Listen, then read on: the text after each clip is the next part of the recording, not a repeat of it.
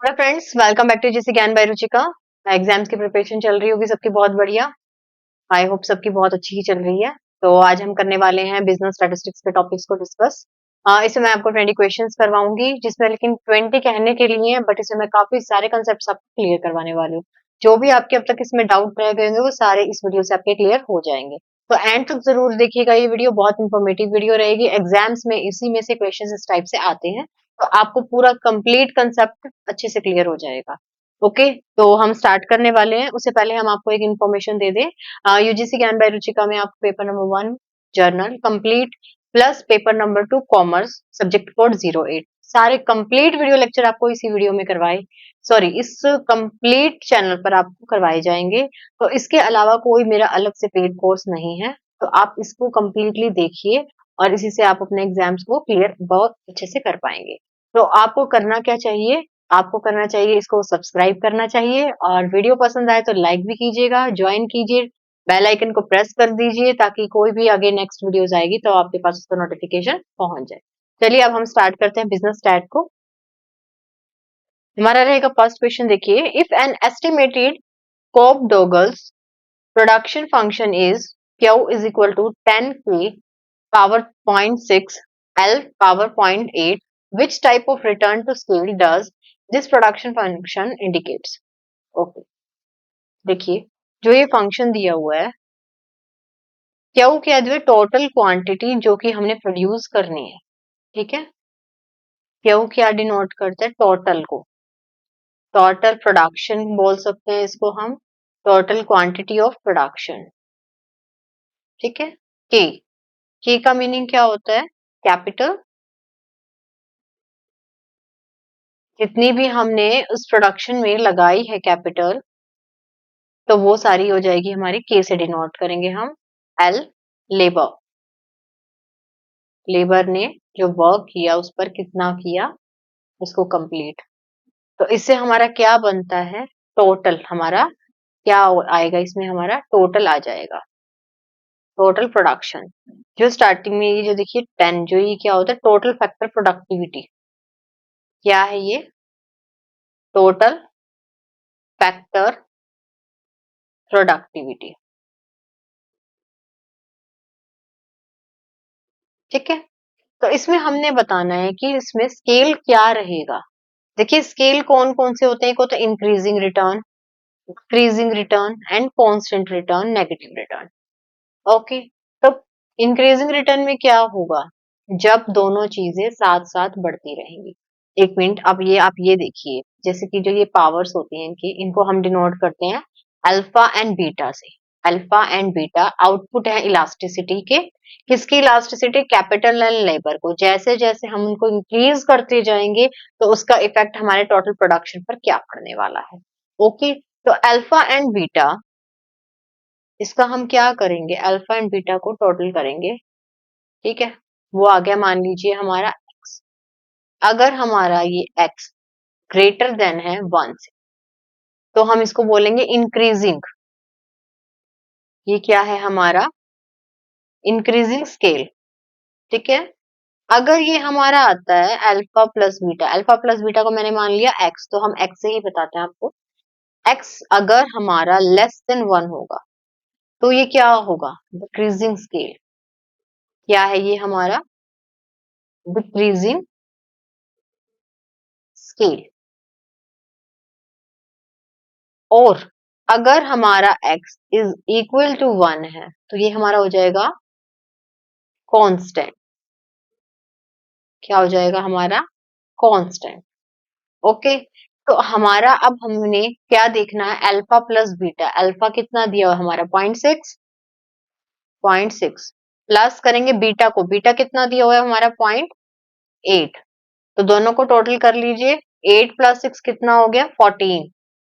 कितना हो गया? 14। तो ये क्या है? 1.4 is greater then 1। Greater than 1 हो गया, तो दैट मीन्स क्या हो गया? Increasing return. ओके, तो प्रोडक्शन फंक्शन में स्केल क्या है हमारा? Increasing trend. इंक्रीजिंग हमें रिटर्न्स मिल रहे हैं इसमें। ओके, अगर ये हमारा आता छोटा, 1 से अगर हमारा छोटा आता, तो हम क्या करते? Decreasing scale.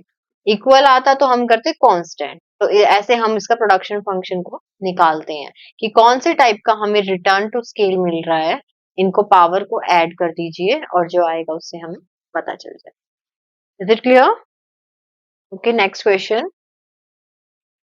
If on an average two customers arrive at shopping mall per minute, what is the probability that in a given minute exactly three customers will arrive? Three customers। देखिए जो ये क्वेश्चन पूछा गया है, ये question कौन सी में से पूछा गया है? पॉइसन डिस्ट्रीब्यूशन से। कैसे पता चला? देखिए पॉइसन डिस्ट्रीब्यूशन में क्या होता है कि हैपनिंग की जो प्रोबेबिलिटी होती है वो बहुत कम होती है। ठीक है, इसमें देखो इसके बारे में करते हैं हम पहले। पॉइसन डिस्ट्रीब्यूशन, इसमें हैपनिंग ऑफ एन इवेंट क्या होती है? बहुत ही कम होती है। और ये किसने दिया? डॉक्टर सिमन डेनिस ने दिया। किसने दिया? Doctor Simeon Denis. ठीक है, पॉइसन डिस्ट्रीब्यूशन में हैपनिंग ऑफ इवेंट, कोई भी हैपन होता है इवेंट, उसकी प्रोबेबिलिटी बहुत क्या होती है? मिनिमम होती है। मिनिमम इवेंट की हैपनिंग क्या होती है? बहुत कम होती है। ओके, और इसको निकालने का फॉर्मूला जो हमारा रहता है इस डिस्ट्रीब्यूशन को, e की पावर माइनस m। ठीक है, e की पावर क्या होगी? माइनस में m होगी, और m की पावर क्या होती है? x। डिवाइड करते हैं हम x फैक्टोरियल से। कैसे करते हैं? x फैक्टोरियल से। ओके, तो यहाँ पर देखिए जो m है, m किसको डिनोट करता है? एवरेज। एवरेज कह सकते हैं हम, मीन कह सकते हैं, एक ही बात है। ठीक है, x number of happening an event, happening an event. Okay, अब इसमें देखिए हमको क्या दिया हुआ है? इफ ऑन एन एवरेज, मतलब ये क्या कहना चाह रहा है? On an average shopping mall में 1 मिनट के अंदर अंदर 2 कस्टमर आते हैं। इसका मतलब क्या हुआ? यानी कि हमें क्या दिया हुआ है? m इज इक्वल टू में 2 दिया हुआ है। ठीक है, probability that in A given minute की निकालनी है। एग्जैक्टली अगर नंबर ऑफ कस्टमर 3 आ जाए तो उसकी प्रोबेबिलिटी क्या होगी? ओके, तो यानी कि हमें दिया हुआ है x, हमने क्या निकालना है? 3 का निकालना है। तो प्रोबेबिलिटी निकालनी है हमने 3 की, e की पावर माइनस में 2। पावर क्या है? -2। m कितना दिया हमें? 2। 2 की पावर कितनी लेंगे हम? 3। डिवाइड कीजिए 3 फैक्टोरियल से। ओके, इसकी हमें वैल्यू दी हुई है, क्वेश्चन में गिवन है हमें ये वाली वैल्यू। तो p e की पावर -2, इसकी वैल्यू पुट कर देंगे हम 0.1353। मल्टीप्लाई कीजिए 2 की पावर 3 यानी कि 8। नीचे 3 फैक्टोरियल, 3 फैक्टोरियल में 3 मल्टीप्लाई 2 मल्टीप्लाई 1। सॉर्ट आउट करेंगे। ठीक है, इसको सॉल्व कीजिए, मल्टीप्लाई करेंगे, इसको डिवाइड करेंगे 3 से। ये कैंसिल हो जाएगा यानी 3 से।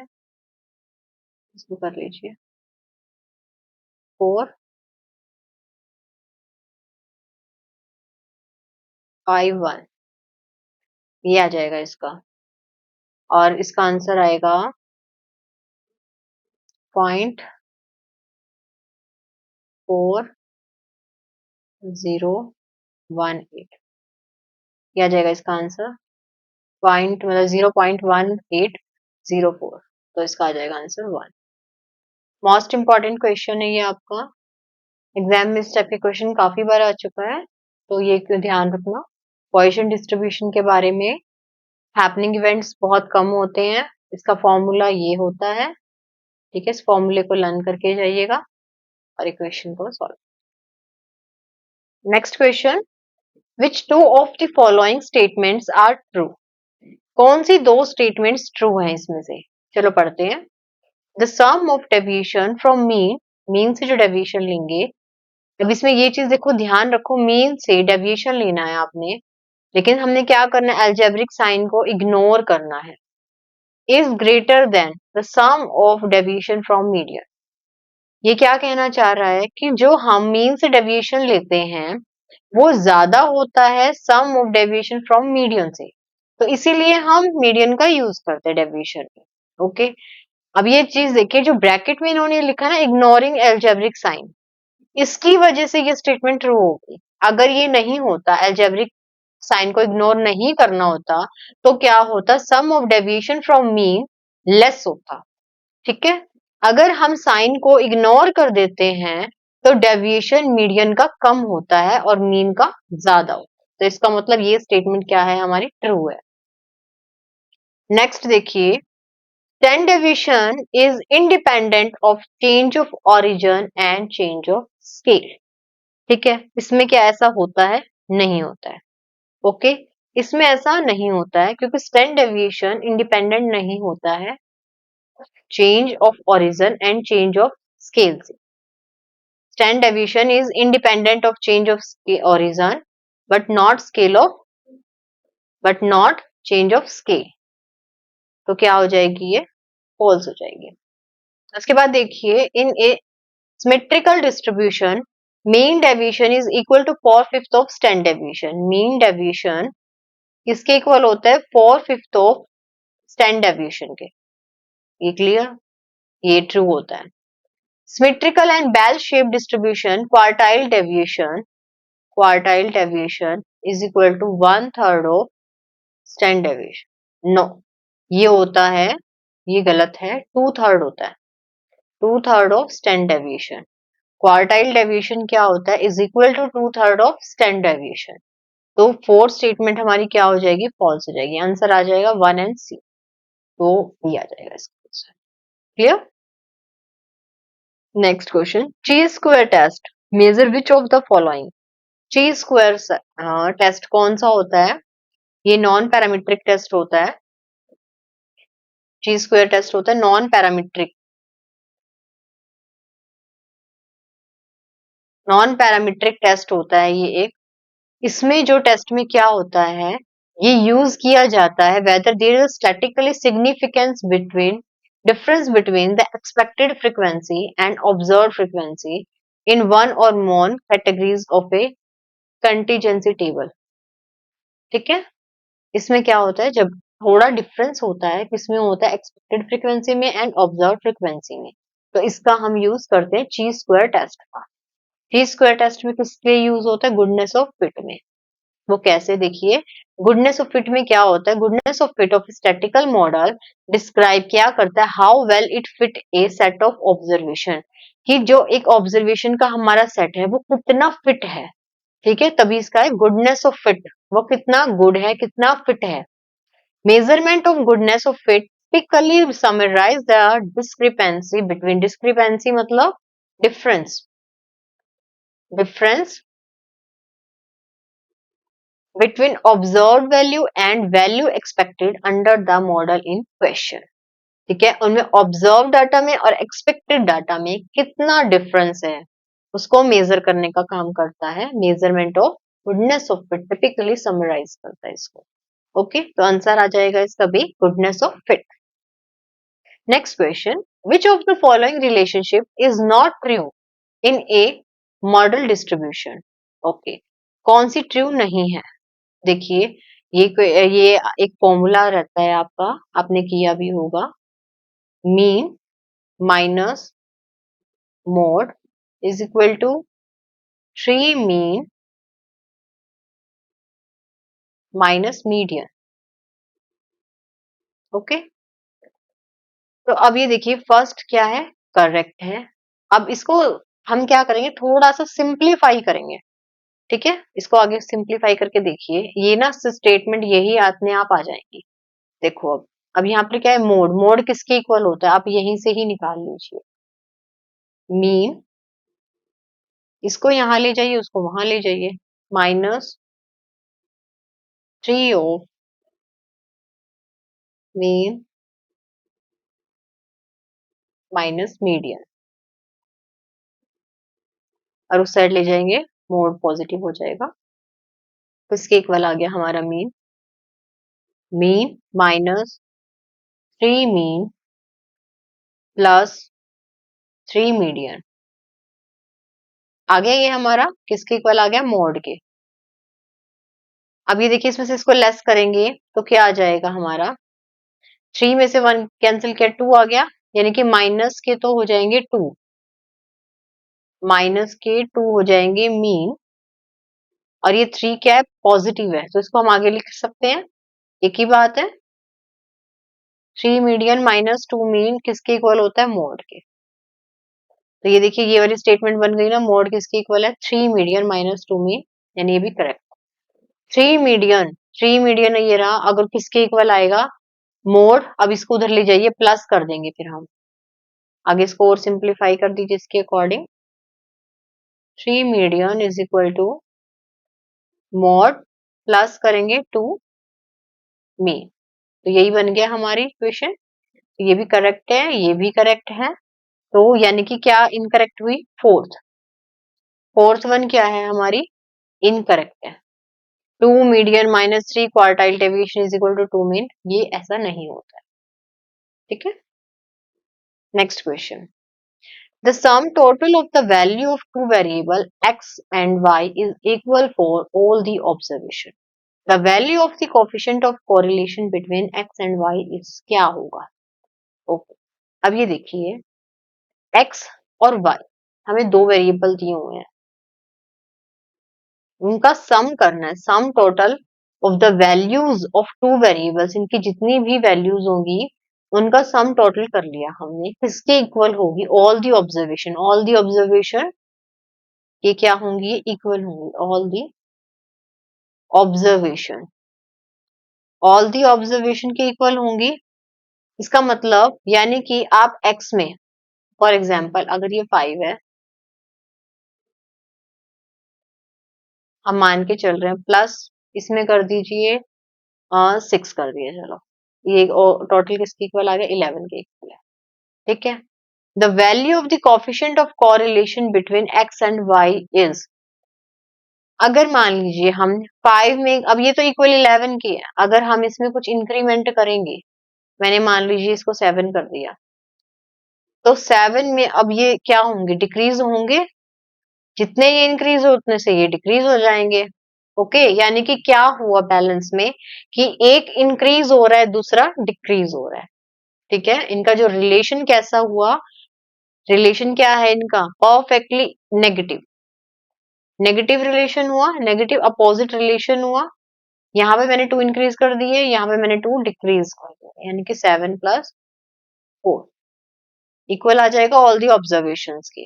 पॉजिटिव कोरिलेशन क्या होता है, correlation between two variables is said to be positive कब होंगे, जब दोनों सेम डायरेक्शन में इंक्रीज करेंगे। सेम डायरेक्शन में इंक्रीज करना, फॉर एग्जांपल अगर एक बच्चे की हाइट बढ़ती है, हाइट बढ़ रही है, दैट मीन्स उसका वेट भी साथ साथ इंक्रीज हो, तो इसमें क्या हुआ, पॉजिटिव कोरिलेशन, यानी दोनों चीजें साथ साथ बढ़ रही हैं। ओके, एक आता है नेगेटिव कोरिलेशन, नेगेटिव कोरिलेशन में क्या होगा, अगर हम प्राइस में इंक्रीज होगा तो उसकी डिमांड क्या हो जाएगी, डिक्रीज हो जाएगी, इसे हम बोलते हैं perfectly negative correlation.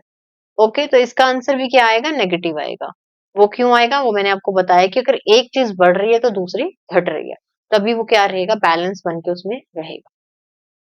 Okay, next question, if variance is 144 then standard deviation will be. अब ये देखिए वेरियांस किसके इक्वल होता है, वेरियांस किसके इक्वल होता है, स्टैंडर्ड डेविएशन के स्क्वायर के इक्वल होता है, होता है। वेरियांस किसके इक्वल होता है, स्टैंडर्ड डेविएशन के स्क्वायर के इक्वल होता है। तो स्टैंडर्ड डेविएशन हमें निकालना है, कोवेरियंस हमें दिया 144, स्क्वायर रूट कर दीजिए दोनों साइड, 144 किसके इक्वल हुआ, स्टैंडर्ड डेविएशन के, ठीक है। तो कितना आ जाएगा इसका, 12, स्टैंडर्ड डेविएशन हमारा कितना आ गया, 12 आ गया, ठीक है। स्टैंडर्ड डेविएशन हमारा कितना आ गया, 12 आ गया। तो वेरियांस दिया हो तो स्टैंडर्ड डेविएशन हम ऐसे निकाल लेंगे। इफ ए सिमेट्रिकल डिस्ट्रीब्यूशन दिया हुआ है हमें, सिमेट्रिकल डिस्ट्रीब्यूशन दिया हुआ है Q3 क्वार्टाइल थर्ड, क्या हो गया, चलिए quartile third minus quartile first 20 के इक्वल हमें दिया हुआ है, ठीक है। मीडियन दिया हुआ है हमें 15 दिया हुआ है, क्वार्टाइल थर्ड इक्वल टू हमें निकालना है। ओके, तो इसका फॉर्मूला सिमेट्रिकल डिस्ट्रीब्यूशन में क्या होता है, सिमेट्रिकल डिस्ट्रीब्यूशन में Q3 में मीडियन किसके इक्वल होता है,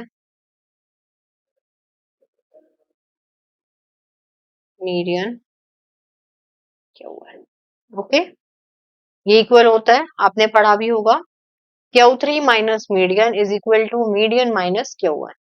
ओके, तो हम क्या करेंगे, इसे कर देंगे। Q3 हमें नहीं दिया हुआ, हमें मीडियन दिया हुआ है, हमें मीडियन को ही कर लेते हैं। -15 किसके इक्वल है, 15 माइनस Q1। ओके, तो हम इसको भी इधर ले आएंगे, एक हमारे पास इक्वेशन आ जाएगी, 15 प्लस 15 30 आ जाएगा। ओके, एक हमें इक्वेशन, ये फर्स्ट इक्वेशन होगी हमारी जो क्वेश्चन में हमें गिवन है, ये हमारी सेकंड इक्वेशन होगी। सॉल्व कर लेंगे फर्स्ट एंड सेकंड इक्वेशन को हम, Q3 minus Q1 is equal to 20, Q3 plus Q1 is equal to आया हमारा 30, ठीक है। सॉर्ट आउट कर लीजिए इसको, साइन चेंज, माइनस, वैसे हम यही निकाल लेते हैं डायरेक्ट, चलो अब ऐसे कर लेते हैं, एक ही बात है, -10 हो गया, Q1 हमारा कितना आ गया, 5 आ गया, कितना आया 5, तो अब इसमें पुट कर दीजिए, Q3 minus Q1 is equal to 20, Q3 is equal to 20 plus Q1, तो कितना है हमारा, Q1 5, तो कितना आ गया हमारा आंसर, 25, 25 आंसर आ गया आपका बी। ओके, सिमेट्रिकल डिस्ट्रीब्यूशन में क्या होता है, मीन मीडियन मोड आपके इक्वल होते हैं, ठीक है। सिमेट्रिकल में मीन मीडियन मोड तीनों इकट्ठे होते हैं हमारे। Next, what are the method of collecting primary data, सबसे पहले बताइए प्राइमरी डाटा क्या होता है, जिसको हम फर्स्टली कलेक्ट करते हैं, खुद के ऑब्जर्वेशन से करते हैं, किसी का देखो ऑब्जर्वेशन से कर लेते हैं हम, इंटरव्यू किसी का, कोई हमारे पास आके बैठा, हमने अगर उसका इंटरव्यू लेना है, कोई हमारा, उसके लिए क्या है, हम फर्स्टली उससे डाटा क्या कर रहे हैं, अपना कलेक्ट कर रहे हैं। तो जब हम फर्स्टली ऑफ ऑल डाटा को कलेक्ट करते हैं खुद से, तो उसे बोलते हैं हम प्राइमरी डाटा। इंटरव्यू के थ्रू कर सकते हैं, ऑब्जर्वेशन से कर सकते हैं, क्वेश्चनियर के थ्रू भी कर सकते हैं, तो इसका आंसर आ जाएगा ऑल ऑफ दी अबव। तो मेथड्स ऑफ कलेक्टिंग, उसी कोई भी, अब मान लो फॉर एग्जांपल अगर किसी का एक्सीडेंट हुआ, ठीक है, अब आपको उसके ऊपर रिसर्च की जाए, आपको उसके ऊपर क्या करना है, आपको उसकी पूरी कंप्लीट रिपोर्ट रेडी करनी, कैसे क्या, आप ऑन द स्पॉट अगर वहीं से ही डाटा को कलेक्ट करते हैं, खुद को ऑब्जर्वेशन, आपके सामने कोई घटना हुई, उसको आप ऑब्जर्व करके उसके ऊपर रिपोर्ट रेडी करते हैं, तो वो क्या होगा, आपका प्राइमरी डाटा होगा। अगर आप किसी जर्नल से लेते हैं या किसी और के थ्रू कोई बात पूछ के लिखते हैं, तो उसको हम क्या बोलते हैं, सेकेंडरी डाटा। किसी और से पूछने का मतलब ये नहीं है कि आप डाटा को, वो फर्स्टली अगर हम किसी से कलेक्ट कर रहे हैं वो चीज अलग होती है, और सेकेंडरी अलग होती है कि किसी ने उस बारे में पहले से ही डाटा को कलेक्ट किया है, उसके कलेक्शन में से अगर हम कुछ टॉपिक्स ले लेते हैं, उसे बोलते हैं हम secondary data. Okay, clear. Next, match करना, list one and list two को मैचिंग करना है। ओके, चीज स्क्वायर टेस्ट कौन सा होता है, annual report of companies, multivariate data processing. Okay, ठीक है, चलो स्टार्ट करते हैं इसको।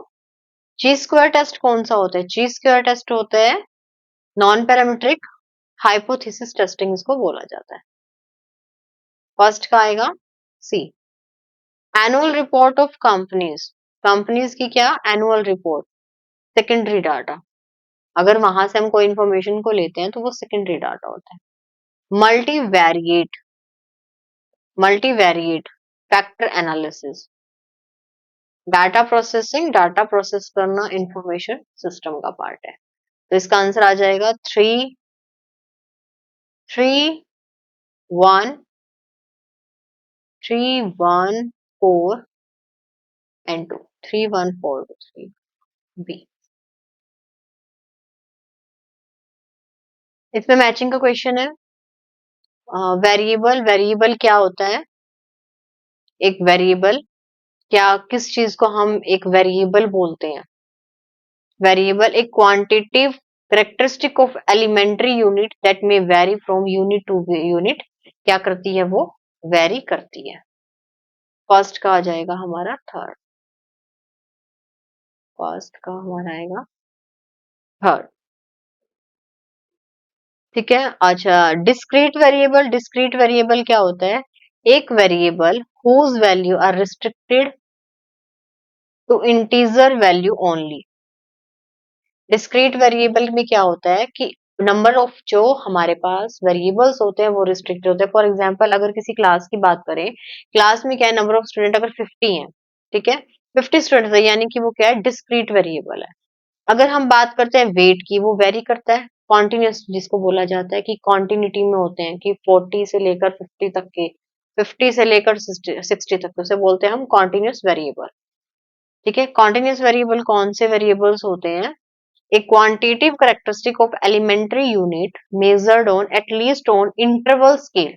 इंटरवल होता है इसमें, जैसे कि 4 से लेकर 10 तक, 5 से, जैसे हम बनाते हैं ना 5 to 10, 10 to 15 इंटरवल्स, तो उसे बोलते हैं हम कॉन्टिन्यूस वेरिएबल। और सैंपल क्या होते हैं कि बहुत बड़ी पॉपुलेशन में से जब हम एक छोटा सा पार्ट को, एक पोर्शन निकाल लेते हैं, उस पर स्टडी करते हैं, उसको हम बोलते हैं सैंपल। हमने एक छोटा सा सैंपल ले लिया। तो इसका आंसर आ जाएगा 3 4 1 and 2, 3 4 1 2 बी। नेक्स्ट देखिए, variance is independent of change of scale only. किसमें होता है वो? Change of scale only. If for the modernity symmetrical distribution mean deviation is 12, then the value of standard deviation is, ठीक है, mean deviation आपको दिया हुआ है 12, स्टैंडर्ड डेविएशन आपको फाइंड आउट करना है। कैसे करेंगे? Formula mean deviation is equal to में 4/5 of standard deviation. Mean deviation 12 दिया हुआ है, स्टैंडर्ड डेविएशन किसके इक्वल हो जाएगा? 12 into 5, 4 से डिवाइड कर दीजिए, स्टैंडर्ड डेविएशन आपको मिल जाएगा 50। आंसर आ जाएगा इसका 1। नेक्स्ट क्वेश्चन मैचिंग का क्वेश्चन है। ची स्क्वायर टेस्ट अभी हमने किया भी था इस पे क्वेश्चन। ची स्क्वायर टेस्ट में क्या होता है? Fitness of goodness of fitness, testing the goodness of fitness. ANOVA F test, ANOVA इसको एफ टेस्ट भी बोलते हैं, जेड टेस्ट और टी टेस्ट। जो जेड टेस्ट होता है वो होता है लार्ज ग्रुप में। ओके, जब बहुत बड़ा लार्ज ग्रुप में हम टेस्ट करते हैं, testing the significance of the difference the mean value among more then 2 sample groups. नहीं नहीं नहीं, ये नहीं है, इसका ये आएगा। Testing the significance of the difference of the mean value between 2 large size samples, large size में। ठीक है, लार्ज साइज, जब हम लार्ज ग्रुप, लार्ज मतलब कितना लार्ज? 30 से अबव या 30 के इक्वल, जहां पर x इज इक्वल, यहाँ पर हम ये कह सकते हैं अगर हमारा x इक्वल हो और ग्रेटर देन हो, इक्वल एंड इक्वल हो और ग्रेटर देन हो 30 से, वो होता है हमारा लार्ज, लार्ज साइज सैंपल। तो वो हम किस में करते हैं? जेड टेस्ट में करते हैं। ठीक है। और टी टेस्ट किस में होता है? टी टेस्ट होता है स्मॉल, अगर 30 से स्मॉल हो, अगर एक्स हमारा इक्वल नहीं बोलेंगे, सिर्फ स्मॉल बोलेंगे, 30 से कम होता है, स्मॉल साइज सैंपल लेते हैं, तो उसके लिए हम करते हैं टी टेस्ट। और एनोवा एफ टेस्ट किस में किया जाता है, जब हमारे पास sample more than two group से ज्यादा होता है तब हम करते हैं F test. Mean value among more than two sample groups, दो ग्रुप से ज्यादा के बीच में करते हैं तो हम क्या करते हैं, एफ टेस्ट करते हैं। ठीक है, तो एग्जाम में इस टाइप का क्वेश्चन आता है काफी बार। जेड टेस्ट ये याद रखना, जेड टेस्ट किसके लिए होता है, लार्ज ग्रुप के लिए। टी टेस्ट होता है स्मॉल के लिए होता है। एफ टेस्ट जो किया जाता है हमारा, वो किया जाता है जब दो से ज्यादा सैंपल के लिए किया जाता है। तो इसमें आप इतना भी करेंगे तो सफिशिएंट है। तो ची स्क्वायर टेस्ट होता है goodness of fitness. Next question, हमें इसमें रिग्रेशन का क्वेश्चन है, दिया हुआ है 0.8। इसमें हमें दी हुई है x ऑन y पर 0.32 और हमने निकालना y ऑन x निकालना है। ठीक है, पहले तो कोरिलेशन का फॉर्मूला क्या होता है, x on y on x। ठीक है, ये फॉर्मूला होता है। अब हमें ये दिया हुआ है 0.8, किसके इक्वल दिया हुआ है हमें, x ऑन y दिया हुआ है 0.32 b y ऑन x, हमने ये फाइंड आउट करना ही है। तो हो जाएगा आराम से, स्क्वायरिंग बोथ साइड, ये आ जाएगा आपका 64 और ये आ जाएगा हमारा 0.32 बी वाई एक्स, क्योंकि मैंने दोनों साइड क्या कर दिया, स्क्वायरिंग कर दी। इसका स्क्वायर आ जाएगा ये, और इसको इससे हो जाएगा, ये आपको बाहर आ जाएगा। ठीक है, 0.64 यहाँ पर ये मल्टीप्लाई में, उधर जाके क्या हो जाएगा, डिवाइड में हो जाएगा। कितना आ जाएगा हमारा, वाई ऑन एक्स, कैंसिल कर दीजिए, इसका आंसर आ जाएगा 2, क्योंकि वाई ऑन एक्स की वैल्यू कितनी आ जाएगी, 2, 15 का आ जाएगा 3। Next question, if mean and standard deviation of the data set is 18 and 5, आपको क्या क्या दिया हुआ है, मीन दिया हुआ है, मीन कितना दिया हुआ है हमें, 18 दिया हुआ है। स्टैंडर्ड डेविएशन हमें कितना दिया हुआ है, 5 दिया हुआ है। और हमने क्या क्या निकालना है, वेरियांस निकालना है, कोफिशिएंट वेरियांस निकालना है। देखिए वेरियांस का फॉर्मूला क्या होता है हमारा, variance is equal to standard deviation का हम करते हैं स्क्वायर। ठीक है, तो स्टैंडर्ड डेविएशन हमें दिया हुआ है तो 5 का कर दीजिए स्क्वायर, कितना आ जाएगा आपका, 25। अब देखिए कोफिशिएंट ऑफ कोरिलेशन का फॉर्मूला,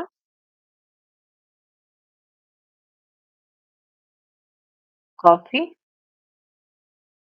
कोफिशिएंट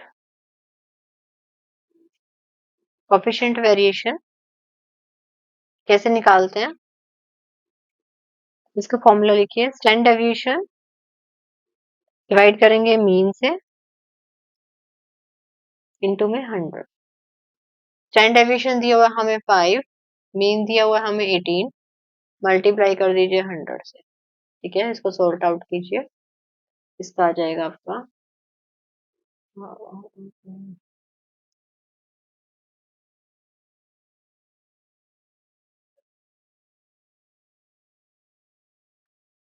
27.77, तो इसका आंसर आ जाएगा बी, 25 एंड 27.77। मीन दिया हुआ है, मोड दिया हुआ है हमें, मीडियन हमें निकालना है, मीन 4, मोड 10। कैसे निकालेंगे इसको, मीडियन को, फॉर्मूला होता है इसका, अभी हमने किया भी था ना इसका फॉर्मूला, मोड 3 मीडियन माइनस के क्या क्या करते हैं हम इसमें, 2 मीन को। ठीक है, 3 मीडियन, मीडियन तो हमें निकालना है, मोड हमें दिया हुआ है 10 is equal to 3 median minus 2 mean, mean हमें दिया हुआ है 4, 4 टू जा 8, ऐड कर दीजिए वहां पर 18,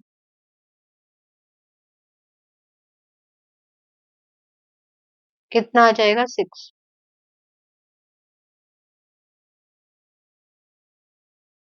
तो इसका आ जाएगा answer 4। Clear. Which of the following is the non-random method of selecting sample from a population? Okay.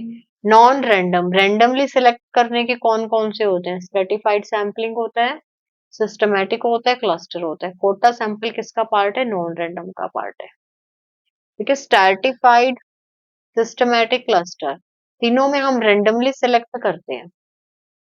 ठीक है, स्ट्रेटिफाइड में क्या होता है कि हम क्या करते हैं, फॉर एग्जाम्पल 10th क्लास में से, 11th क्लास में, +2 क्लास में से, तीनों में से क्या किया हमने, 10 स्टूडेंट्स को सेलेक्ट कर लिया। ठीक है, उसे बोलते हैं हम स्ट्रेटिफाइड सैम्पलिंग। सिस्टमैटिक सैम्पलिंग में क्या होता है कि सिस्टम से करते हैं। ओके, पहले हम क्या करते हैं सिस्टमैटिक में, फॉर एग्जाम्पल अब हमने एक नंबर 100 तक में से हमने 10 स्टूडेंट्स को करना है सेलेक्ट, तो फर्स्ट नंबर हमने ले लिया 5, तो 5 के ही हम क्या ले लेंगे, 15, 25, 35, तो ये हमने क्या हुआ, सिस्टमैटिक सैंपल्स को इकट्ठा करना। एक होता है क्लस्टर सैंपलिंग, क्लस्टर में क्या होता है,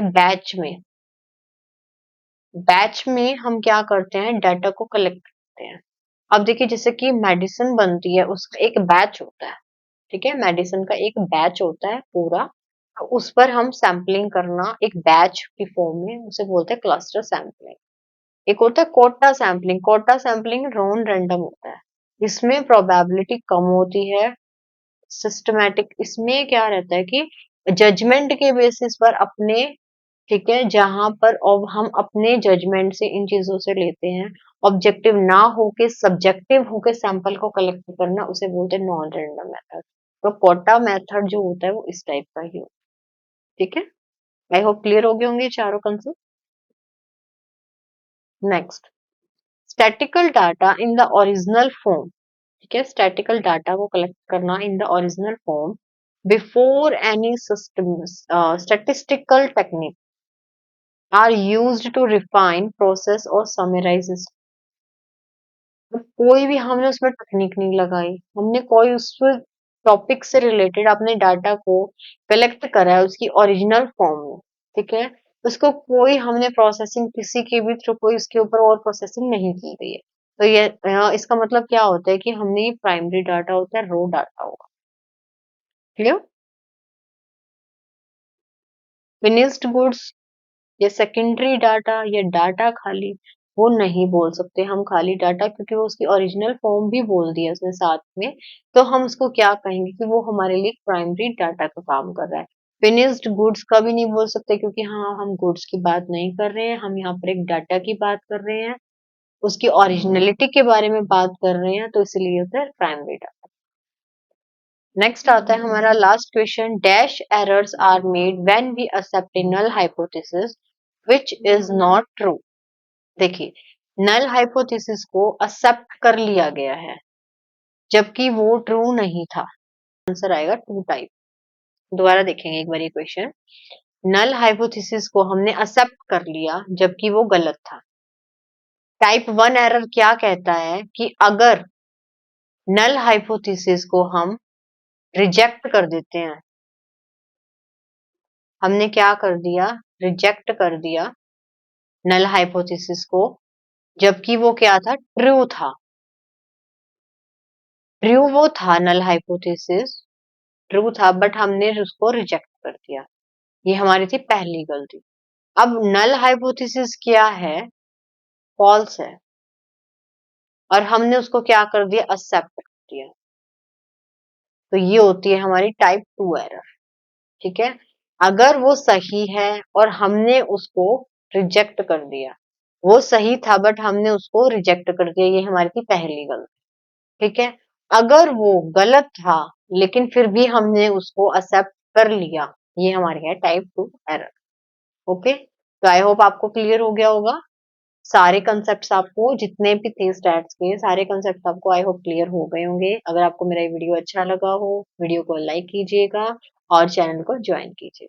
ओके, तो अभी आपकी अपनी प्रिपरेशन कर लीजिए सारी, ये जितने भी आपको मैंने सारे कंसेप्ट करवाए हैं एक बार और अच्छे से सारे कंसेप्ट को क्लियर कर लीजिए। कोई आपको प्रॉब्लम हो तो आप मुझसे पूछ सकते हैं। ठीक है। अब उसके बाद अब जितने और हमारे कंसेप्ट्स रह गए हैं, अब मेरी कोशिश रहेगी कि जब तक एग्जाम्स ना हो मैं आपके लिए ऐसे क्वेश्चंस लाती रहूं ताकि आपकी और बेटर आपकी प्रिपरेशन होती रहे। तो all the very best to all the students, भी अपने एग्जाम की बहुत अच्छे से प्रिपरेशन कीजिए और अपना जीआरएफ लेकर आइए।